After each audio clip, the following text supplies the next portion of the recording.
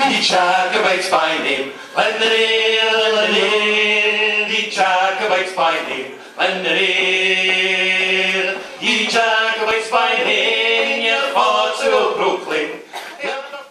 Tonight we celebrate the life, works and spirit of Robbie Burns. I'd like to say something I've prepared tonight.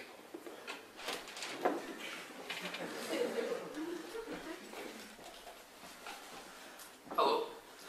How about that right in? Guess that's why they call it Sin City. You guys might not know this, but I tend to think of myself as a bit of a lone wolf. I think of myself as a one-man wolf back, in fact, you know. This wasn't until S6 brought with it a whole host of new hosts to join me back. And it's tonight my pleasure to host the bonny lassies of S6 through the power of poetry.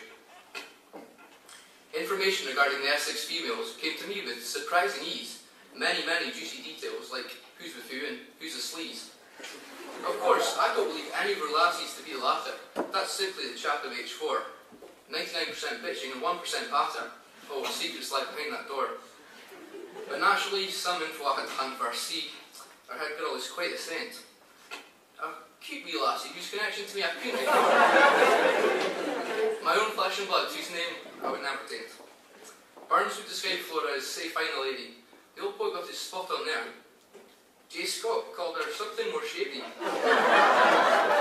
One bombshell was it, Flora? Gave you quite a scare. This next part I hope will make you beam. The odds of me having nothing on you are steep. Mr. Clearly you've forgotten all about that dream. Mr. Dean, did you know Flora thinks of you in her sleep?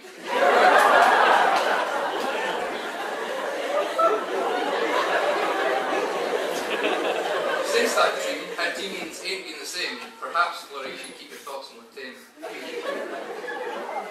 But for Flora, there's been more than just one guy, as I'm sure Cameron will tell. Rumours about the fourth year dance are no lie, but don't go spreading them or Flora's dad will sue. Flora, it's been a pleasure to work by your side this year, so don't heed a word I've said. You'll get your own back soon, it's this I fear, because recently I've turned into a bit of a wee Ned. Kirsty. Oh, how at first I worried that I knew I would find nothing bad, that perhaps your wild past would remain buried, but then came your fling with our deputy head lad. With the lack of an S6 bonding day, it was up to Cammy T. From the party, he led Kirsty away. It seemed it bonded quite well to me. You might think Kirsty was in lie low. Well, I must tell you, you're quite mistaken. Now here's a story you may not all know of swearing and school rule breaking. When Kirsty was on phone to the uni, Mr. Taylor caught her in the act. Well, Kirsty, she went pure loony, and with harsh words it was Mr. T she did react. I can assure you that now they've made peace, but at the time Mr. Taylor was in shock that Kirsty could swear with such ease. I mean, Kirsty and swearing go like cheese and chalk. But Kirsty, before I destroy your street cred, I must say how amazing you are. Other than that, please forget what I've said. I need to move on. You two aren't the only lassies here by far. It was only a few weeks ago, you see, when Ashley, you ran and broke my heart. You said you'd only just noticed me. I mean, that's upsetting enough for a start. But to think that I went to primary with you, the fact you didn't know who I was is bizarre. Maybe it was because your fixation was with the older man who went and locked you in his car. I'm glad we have no such nothers in our year, although Alex McGregor has quite a temper. Maybe that just runs in style of hair, because I believe Sideshow Bob was no better. Moving on, that's off to Kirsty. See, I couldn't keep you out of this poem. Mr. Williamson, you might be the head teacher at school, but you're certainly not the head teacher at home. Our year has witnessed many a love affair, and from this, Kirsten is not exempt. But the young man involved shed many a tear, and Kirsten went and broke his heart. Not all are unlucky in love though. Sophie has someone she's attached to. As I'm sure anyone who's been in H4 will know. Guys, go and get a room, would you? Last year I recall Stephen Harris got it back. We laughed as they called him a dictator.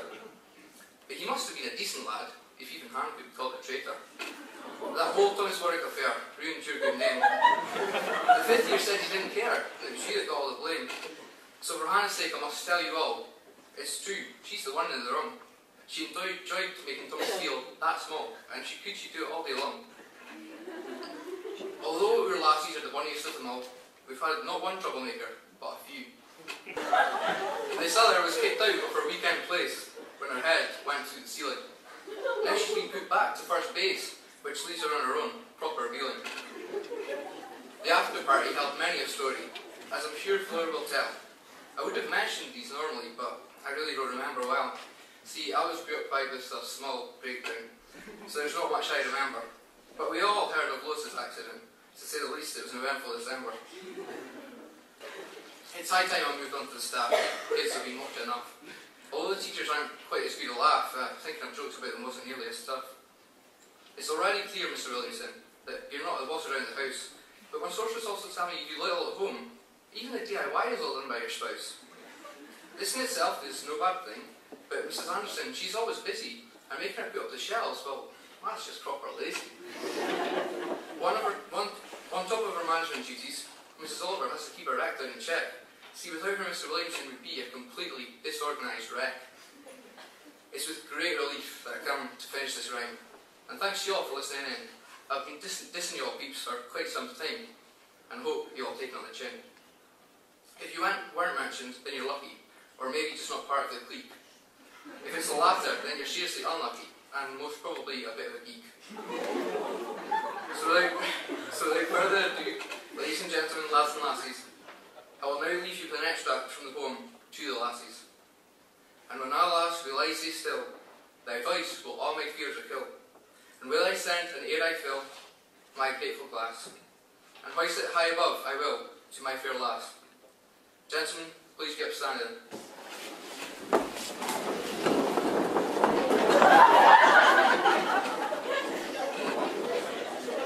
I'd like you all to raise your glass to a toast. YT10 and the Lassies.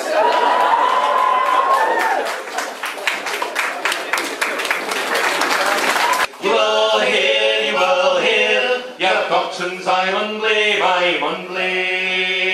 What is right and what is wrong? By the law, what is right and what is wrong? By the law, what is right and what is wrong? We can be strong, the shots all end along, for the draw. You will hear, your coxswains, I'm unblame. What is right?